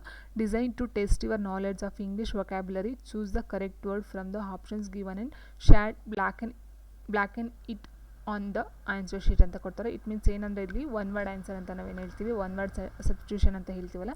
ಸೊ ಆ ಥರ ಒಂದು ಕ್ವಶನ್ಸ್ಗಳನ್ನ ಕೊಡ್ತಾ ಹೋಗಿದ್ದಾರೆ. ಫಸ್ಟ್ ಹೀಗಿದೆ, extreme fear of water. So fear of water ಇದು ಲಾಸ್ಟ್ ಒಂದು ಇಂಗ್ಲೀಷ್ ಪೇಪರ್ ನಾನು ಮಾಡಿದ್ದೆ. ಸೊ ಅದರಲ್ಲೂ ಬಂದಿತ್ತು fear of water. It means hydrophobia ಅಥವಾ ಆಕ್ವಾಫೋಬಿಯಾ ಅಂತ ಎರಡೂ ಯಾವುದಾದ್ರೂ ಬಂದು ಆನ್ಸರ್ನ ಕೊಡಬಹುದು. ಹೈಡ್ರೋಫೋಬಿಯಾ ಅಥವಾ ಆಕ್ವಾಫೋಬಿಯಾ, ಇಟ್ ಮೀನ್ಸ್ ಫಿಯರ್ ಆಫ್ ವಾಟರ್ನ ಒಂದು ಭಯ ಇರ್ತಕ್ಕಂಥದ್ದು hydrophobia. Answer 3. And next attraction of something R place ಅಂತ ಕೊಟ್ಟಿದ್ದಾರೆ. Attraction of something R place ಅಥವಾ ಸಮಥಿಂಗ್ನ ಅಟ್ರಾಕ್ಷನ್ ಮಾಡ್ತಕ್ಕಂಥದ್ದು ಇಂಪ್ರೆಷನು, ಫ್ಯಾಸಿನೇಷನು, ರಿಜೆಕ್ಷನು, ಲ್ಯಾಮಿನೇಷನ್ ಅಂತ ಕೊಡ್ತಾ ಹೋಗ್ತಾರೆ. ಸೊ ಆನ್ಸರ್ ಬಂದು 67ಕ್ಕೆ ಆಪ್ಷನ್ 2 ಏನಿದೆ ಫ್ಯಾಸಿನೇಷನ್ ಅಂತಕ್ಕಂಥದ್ದು ಉತ್ತರ ಆಗ್ತಾ ಹೋಗುತ್ತೆ. ನಿಮಗೆ ಗೊತ್ತಿರ್ಬೋದು ಇಂಪ್ರೆಷನ್ನು, ರಿಜೆಕ್ಷನ್ನು, ಲ್ಯಾಮಿನೇಷನ್ ಇವೆಲ್ಲ ಕನ್ನಡದಲ್ಲೇ ಅರ್ಥ ನಿಮಗೆ ಗೊತ್ತಿರುತ್ತೆ. ಲ್ಯಾಮಿನೇಷನ್ ಮೀನ್ಸ್ ಲ್ಯಾಮಿನೇಷನ್ ಮಾಡಿಸ್ತೀವಿ, ರಿಜೆಕ್ಷನ್ ಅಂದರೆ ರಿಜೆಕ್ಟ್ ಮಾಡ್ತಕ್ಕಂಥದ್ದು, ಇಂಪ್ರೆಷನ್ ಅಂದರೆ ಇಂಪ್ರೆಸ್ ಮಾಡ್ತಕ್ಕಂಥದ್ದು.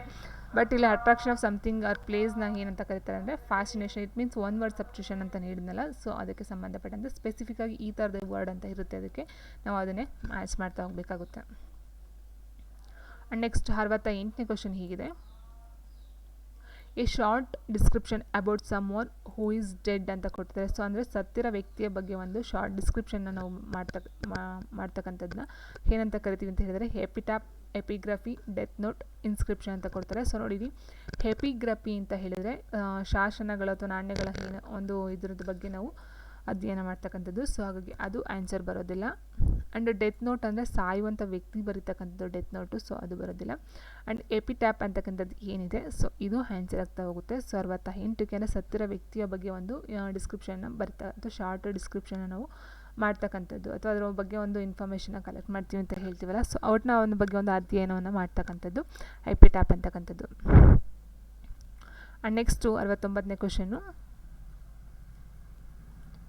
So a person who studies birds scientifical ಅಂತ ಕೊಟ್ಟಿದ್ದಾರೆ. ಸೊ ಇದಕ್ಕೆ ಒಂದು ಏನಂತ ಹೇಳ್ತೀವಿ ಅಂದರೆ ಕೋಡ್ ಅಂತ ಹೇಳ್ಬೋದು. ಸೊ ಇಟ್ ಮೀನ್ಸ್ ಬರ್ಡ್ಗಳ ಒಂದು ಸ್ಟಡಿಗೆ ಏನಂತ ಹೇಳ್ತಾರೆ ಅಂತ ಹೇಳಿದ್ರೆ ಆರ್ನಿಥಾಲಜಿಸ್ಟ್ ಅಂತ ಹೇಳ್ತಾ ಹೋಗ್ತಾರೆ. ಆರ್ನಿಥಾಲಜಿಸ್ಟ್ ಅಂತ ಹೇಳ್ತಾರೆ. ಇಟ್ ಮೀನ್ಸ್ ಹಾರೋದು ಅಂತ ಹೇಳ್ತೀವಲ್ಲ, ಬರ್ಡ್ಸ್ಗಳ ಹಾರೋದನ್ನ ಆರ್ನಿಥಾಲಜಿಸ್ಟ್ ಅಂತ ನೀವು ಅದೊಂದು ಕೋಡ್ ವರ್ಡ್ನ ಇಟ್ಕೋಬಹುದು. ಆರ್ನಿಥಾಲಜಿಸ್ಟ್ ಮೀನ್ಸ್ ಹಾರೋದು, ಕನ್ನಡದಲ್ಲಿ ಹಾರೋದು, ಫ್ಲೈಯಿಂಗ್, ಹಕ್ಕಿಗಳು ಹಾರೋದು ಆರ್ನಿಥಾಲಜಿಸ್ಟ್ ಅಂತ ಈ ಒಂದು code word. So ontologist bird scientist, bird man ಬರೋದಿಲ್ಲ. ಆರ್ನಿಥಾಲಜಿಸ್ಟ್ ಮೀನ್ಸ್ ಬರ್ಡ್ಗಳ ಬಗ್ಗೆ ಅಧ್ಯಯನ ಮಾಡ್ತಕ್ಕಂಥದ್ದು ಆರ್ನಿಥಾಲಜಿಸ್ಟ್ ಆಗ್ತಾ ಹೋಗುತ್ತೆ.